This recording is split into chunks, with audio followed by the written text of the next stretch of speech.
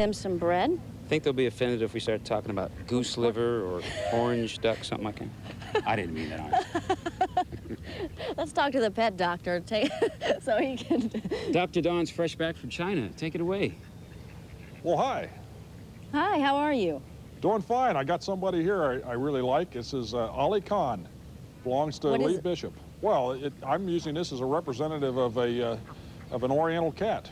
It's a Siamese cat. Okay. It's a very nice cat. I'm really excited about brought a panda tonight. back. No, I didn't bring any pandas back. I got some pictures of pandas, but that's for later. I'm gonna have to show you acupuncture tonight. You see, because I went over there as a delegate of the International Veterinary Acupuncture Society, representing the United States, and the Chinese put on their first international meeting for veterinarians to teach them about acupuncture. And I'm really excited about what I saw over there. Here's some tape that I took, and this sheep is being restrained because when they give it anesthesia, it's wide awake, as you can see, and they give the anesthesia by inserting needles. Now, that's the acupuncture part, and they have a couple of needles that they put in different places, and then they put electrodes on those and put a real small amperage of electricity with this machine, which is a more modern way of giving stimulation with the needles. And they prepare the sheep for surgery, and that's in a routine manner that we do, and they put drapes on there, and they actually operate on this sheep. Now, it takes about 40 minutes for the animal to get anesthetized with this method, but the sheep can eat all during the surgery. It's wide awake during the surgery, doesn't seem to feel any pain with all the cutting and suturing. I was taking a lot of pictures using video and a movie camera, and then they took the sheep actually walked to another room, and they used a laser to show how you can do acupuncture with a laser, and the sheep walked off the surgery table. They brought a pig in, and the pig was actually acupunctured with a needle and had another machine that was used to anesthetize it. This is a machine they were showing us, and it seemed to work quite well.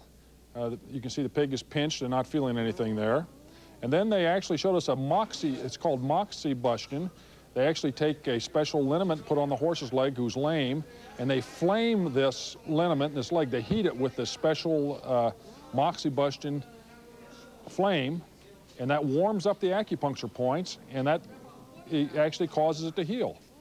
It's amazing that, you know, the more I learn about medicine and things that happen, the more I realize I really don't know very much. I mean, there's so much to learn that it's so exciting, and I was so fortunate to be able to go over there and see how the Chinese have been doing it for over 4,000 years. 4,000 Tell me, years. are they pretty advanced in their veterinary science? Well, you know, they're way advanced in acupuncture.